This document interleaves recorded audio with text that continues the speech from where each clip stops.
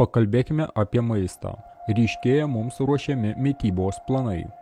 Pasaulyje sparčiai naikinami mėsiniai gyvuliai, vištos ir kitos paukštinės kultūros, prisidengiant paukščių gripu. Galvijai ir kiti mėsiniai gyvuliai prisidengiant klimato kaitos stabdymu. Tuo tarpu neaiškios kilmės finansavimą gaunanti organizacija PETA mus skatina nebevartoti žodžių susijusių su jau minėtais gyvuliais. Na, o iš žmonių kūdikių raciono dingsta žodis natūralus, kai tuo tarpu šunys ir katės yra pratinami prie laboratorijoje pagamintos mėsos.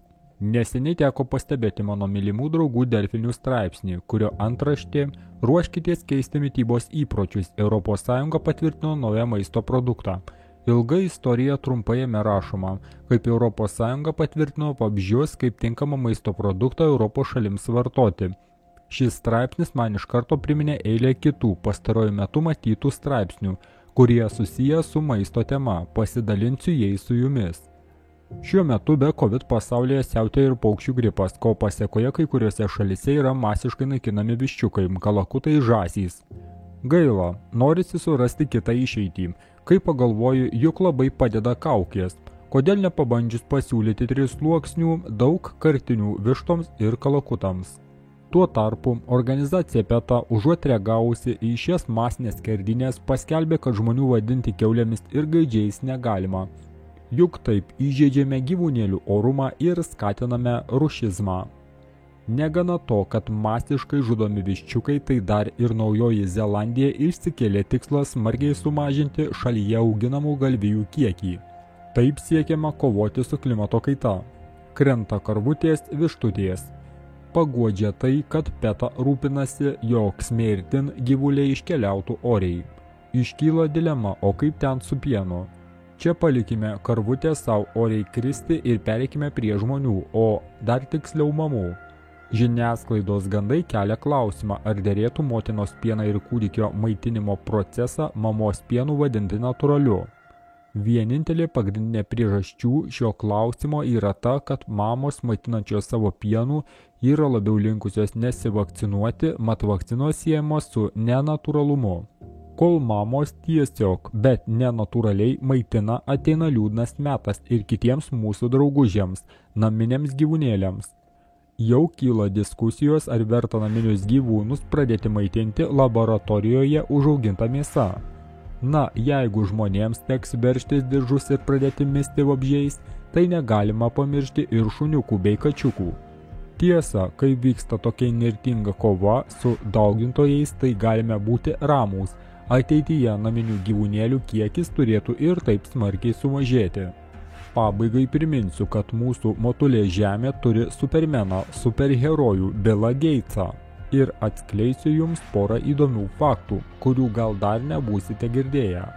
Ar žinojote, kad Superbiliui priklauso didžiausi dirbamo žemės plotai Amerikoje? O ar žinojote, kad prieš visai COVID bezabrazijai prasidedant, Superbilis pardavė savo akcijas kompanijoje Beyond Meat, kuri yra viena didžiausių laboratorijoje kuriamos mėsos kompanijų pasaulyje? Superbilis yra pasirūpinęs jūsų maistu šioje negandų darkomoje planetoje. Jūs esate saugūs. Blogos naujienos vyrams. Iš meniu dingsta pagrindinis testosterono šaltinis – mėsa, kuri yra pakeičiama soja. 98 procentai sojos rinkoje yra GMO hormonų bomba, savyje turinti hormonus labai panašius į estrogeną, moteriškumo hormoną. Veganai ir vegetarai gali džiaugtis, kad mažiau gyvūnų bus nužudoma, mažiau kančių ir skausmo suteikiama, bet kokia kaina, tų gyvūnų nebeliks iš viso. Žmonės, mėgaukite šašlykais, cepelinais ir dešromis ir kitais mėsos produktais, kol galite. Artėjančios didžiojo milčiaus lervos tikrai nebus tokios skanios ir sočios. Taigi, draugai, toks straipsnis. Iš viso tai, kas darosi su mūsų pasauliu, trūksta žodžių. Tai, kas prasidėjo su madinga liga, toks jausmas, kad pradėjome gyventi kažkokiame bepročių konclageryje. Bet ne tik, kad parazitai padarė pačią sistemą nepakenčiamą, bet ir pati gamta kraustosi iš proto. Vien jau saulės aktyvumas ir įvairios šiaurės pašvaistės, kurių seniau pas mus nebūdavo. Tai taip pat kažkas keisto. tai mes gyvename dar gan ramioje zonoje, o kitur gamtos kataklizmai smarkiai suaktyvėja. Tiesiog pasaulis iš visų pusių atrodo išsikraustė iš proto. Žinoma, gamtos kaita naudojasi tie, kurie visada ir taip naudojosi kvailiais. Prisidengiant kažkokiais gamtos neramumais galima dar labiau išplauti smegenis ir taip nemąstantiem. Tiem biorobotam, kurie tiesiog yra skirti užpildyti fonui.